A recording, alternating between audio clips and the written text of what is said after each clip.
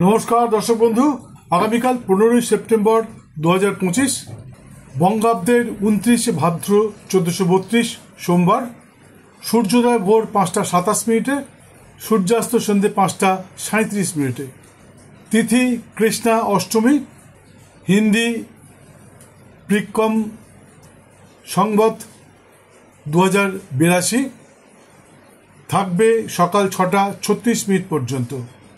তারপর শুরু হবে কৃষ্ণা নবমী। এই নবমী থাকবে শেষ রাত্রি 4:33 পর্যন্ত।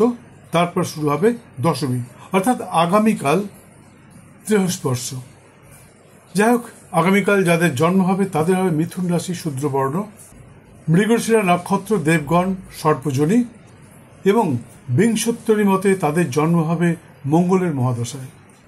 কিন্তু 7:32 পর যাদের জন্ম হবে তাদেরও হবে মিথুন রাশি শূদ্রবর্ণ, কিন্তু তাদের হবে আদ্রা নক্ষত্র নরগণ সারমেয় যোনি এবং বিংশোত্তরী মতে তাদের জন্ম হবে রাহুর মহাদশায়।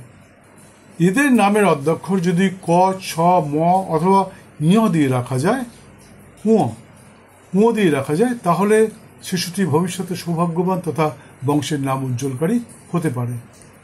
আগামীকালের বিশেষ শুভক্ষণে বিশেষ পুজো পাঠ, দীক্ষাদান, দীক্ষা গ্রহণ ইত্যাদি অনুষ্ঠান সম্পন্ন করতে হবেন। আশা করি অবশ্যই সফল হবেন।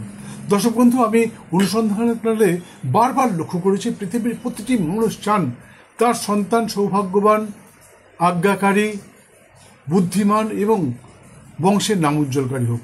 কিন্তু বহু ক্ষেত্রে দেখা গেছে মানুষের সেই আশা পূর্ণ হচ্ছে না, অপূর্ণই থেকে যায়। তার প্রধান কারণ হলো আমরা সঠিক সময় সঠিক কাজটা করতে ভুলে যাই। আমরা সিজার করে বাচ্চা করাই, অর্থাৎ সিজারিয়ান বেবি হয়। এখন বর্তমানে যে সমস্ত বেবি হচ্ছে বেশিরভাগ ক্ষেত্রে সিজার করে তাদেরকে ডেলিভারি করানো হচ্ছে।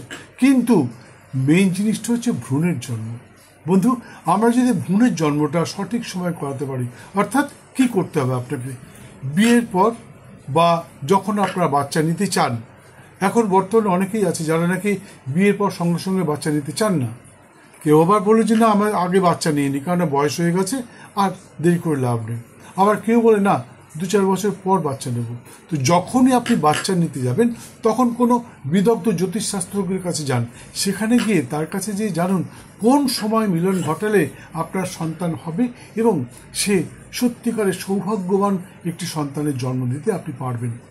মিলনের আগে আপনাকে জানতে হবে। মিলনের দিনক্ষণটা কিন্তু বিচার করা অবশ্যই বাঞ্ছনীয়। তবে মাথায় রাখবেন, হাত, পা, মুখ ইত্যাদি দেখে কিন্তু এগুলো হয় না। অনেকে কার্ড দেখে বিচার করে, অনেকে সংখ্যা দেখে বিচার করে, এগুলো ভুল ভ্রান্তি, এগুলো হয় না।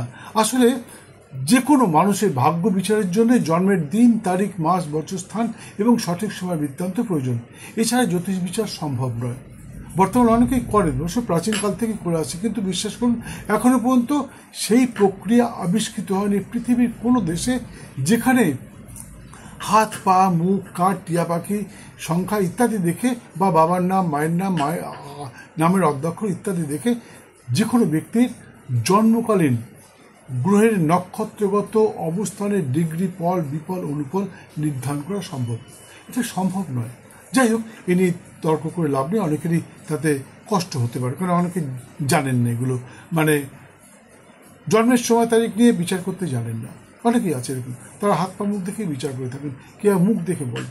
যাই হোক, যদি মনে হয় তাহলে আপনি আপনার নিকটস্থ কোনো বিদগ্ধ জ্যোতিষশাস্ত্রজ্ঞের কাছে যাবেন, সেখানে গিয়ে জানবেন, তারপর ভ্রূণের জন্ম দেবেন এবং ভ্রূণটি যখন পুষ্ট হবে, অর্থাৎ সন্তান জন্মের সময় হবে, তখন কোনো বিদগ্ধ জ্যোতিষশাস্ত্রজ্ঞের কাছে গিয়ে আপনি ডেলিভারি করাবেন, অর্থাৎ সিজার করে যে ডেলিভারি করাবেন তার সময়টা জেনে নিন, তার দিনক্ষণটা জেনে নিন, সেই অনুযায়ী সঠিক দিন করে সন্তানের জন্ম দিন। আমি আশা করি আপনার সন্তান অবশ্যই সৌভাগ্যবান তথা বংশের নাম উজ্জ্বলকারী হবে। আর একটা কথা, যদি মনে হয় আপনি আমার সাথে যোগাযোগ করতে পারেন, স্ক্রিনে দেওয়ার নাম্বারে ফোন করুন। আর ওয়েবসাইটের যে আইডি দেওয়া রয়েছে সেখানে গিয়ে আপনি লিখিত আকারে অনেক কিছু জানতে পারেন। এটা তো জানতে পারবেনই, আর কিছু জানতে পারবেন।